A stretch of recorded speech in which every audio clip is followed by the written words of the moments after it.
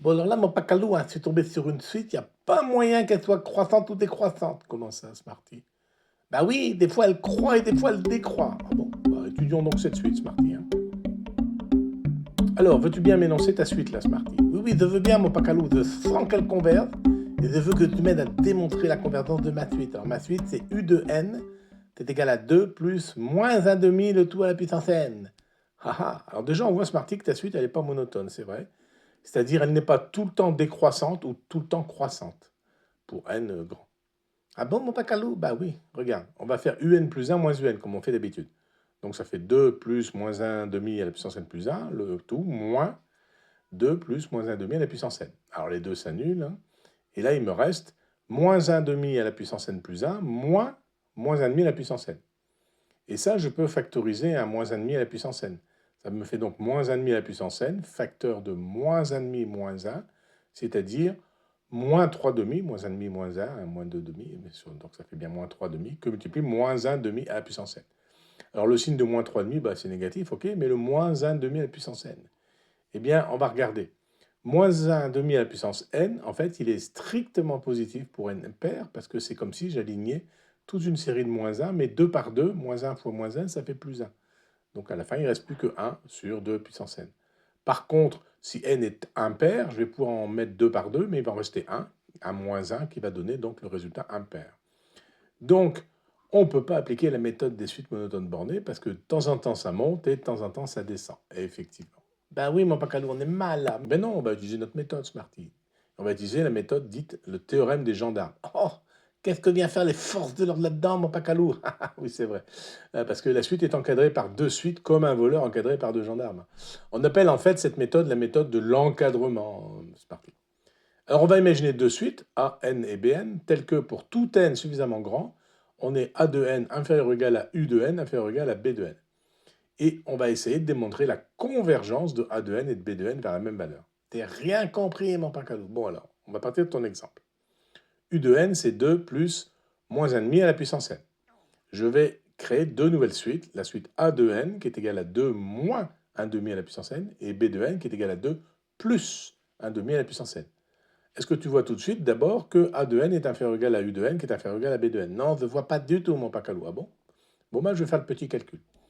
Alors, U de n moins 1 de n, c'est 2 plus moins 1 demi de n, définition de U de n, moins la définition de A de n, c'est-à-dire 2 moins 1 demi à la puissance n.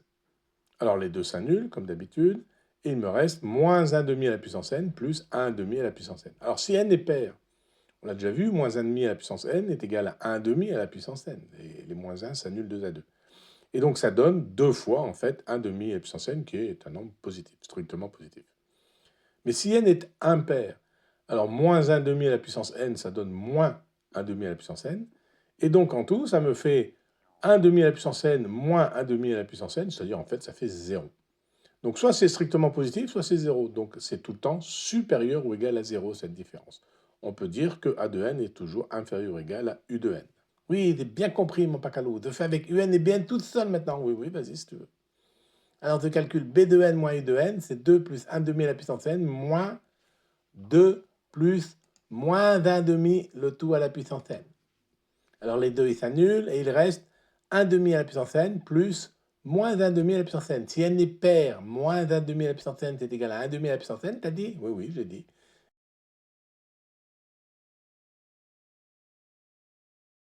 Et puis si n est impair, alors moins 1 demi à la puissance n, ça vaut moins 1 demi à la puissance n. Tu as dit? Oui, oui, je l'ai dit, effectivement.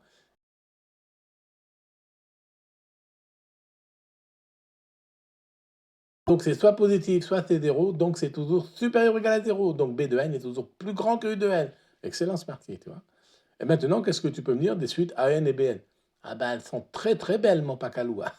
Certes, Smarty. Mais en fait, je veux être plus précis, elles convergent toutes les deux. Ah bon? Ben, d'essaye, mon pacalou, d'essaye. D'abord, d'essaye avec A de n. Et je vais calculer la différence entre A de n plus 1 et A de n pour voir ce qui se passe. Alors, A de n plus 1 moins A de n, c'est 2 fois moins 1 demi. C'est 2 moins 1 demi à la puissance n plus 1, moins 2 moins 1 demi à la puissance n, mon pacalou. Alors les deux, ils s'annulent, et il va me rester moins 1 demi à la puissance n plus 1, plus 1 demi à la puissance n. Je vais factoriser 1 demi de la puissance n, ça va me donner 1 demi à la puissance n, facteur de moins 1,5 plus 1. Moins 1,5 plus 1, moins 1,5 plus 1, ça fait 1 demi. Donc en tout, des 1 demi à la puissance n fois 1 demi, c'est-à-dire 1 demi à la puissance n plus 1, bah ça c'est toujours strictement positif. Hein. Donc on peut dire que la suite AN est croissante, mon Pacalo. Oui, c'est bien, c'est bien. Et puis maintenant, je vais essayer de montrer qu'elle est majorée par 2. Ah bah comment tu fais ça? Bah, parce qu'on voit que A de n, c'est égal à 2 moins 1 demi à la puissance n, qui est un nombre négatif avec le moins, là, donc c'est forcément plus petit que 2. Donc c'est majoré par 2, elle converge la suite parce qu'elle est à la fois croissante et majorée. Excellent ce parti, c'est même brillant. Et puis ça peut faire pareil avec B de n qui est minorée par 2 et décroissante, mon Pacalo. Oui, c'est assez facile à voir avec ta méthode de calcul, la différence entre deux termes, les deux termes de la suite B de n. Donc tu vois que U de n est plus grand que A de n, qui converge vers une limite, et U de n est plus petit que B de n, qui converge aussi vers une limite. Alors, quelles sont ces limites, Smarty? Eh bien, pour A de n, on sait que A de n, c'est 2 moins 1 demi à la puissance n, mais 1 demi, c'est un nombre plus petit que 1, donc quand on multiplie beaucoup de fois un petit nombre plus petit que 1, eh bien, ça tend vers 0. Donc, ça tend vers 2 moins 0, c'est-à-dire 2, mon Pacalou. Très bien, ça, c'est la limite de A de n. Et B de n? Eh bien, B de n, c'est 2 plus 1 demi à la puissance n. Ben là, c'est pareil. 1 demi, c'est plus petit que 1. Donc, 1 demi à la puissance n, ça tend vers 0. Et donc, la limite de B de n, c'est 2 plus 0, c'est-à-dire 2, mon Pacalou. Ben, c'est parfait, c'est parti. Alors, résumons. Pour n, on a, pour tout n, en fait, on a A de n qui est inférieur ou égal à U de n, qui est inférieur ou égal à B de n. Et quand n tend vers l'infini, A de n tend vers 2 ici, et B de n tend vers 2 à droite ici. Donc, Smarty, qu'est-ce que t'en déduis? Ben, donc quoi, mon Pacalou? Ben, Smarty, UN, tu vois bien, il est coincé entre deux suites.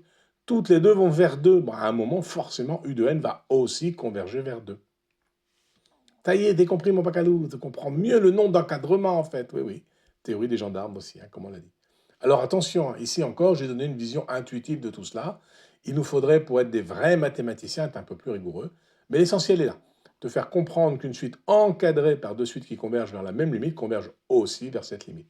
Et si les limites sont différentes, mon Pacalou, ah bah là, ça marche pas, le théorème des gendarmes, c'est parti, hein, ça marche pas, tout simplement. Exemple simple, voilà. Tu sais que sinus x, ça varie entre moins 1 et 1. Oui, mon Pacalou. Bon, bah, la suite sinus de n, elle est encadrée par la suite a de n qui vaut tout le temps moins 1 et b de n qui vaut tout le temps 1. L'une converge vers moins 1 et l'autre vers 1. Eh bien, sinus n est bien encadré par deux suites convergentes, hein, mais les limites sont différentes. Et de fait, sinus n ne converge pas du tout. Allez, c'est tout pour aujourd'hui. Je te donne rendez-vous la semaine prochaine, à la prochaine vignette en fait, pour voir deux suites particulières connues et d'usage pratique. Et puis on va continuer comme ça ensemble nos aventures mathématico-physico-golfiques, Marty. Zéat, ma pacalou, zéat.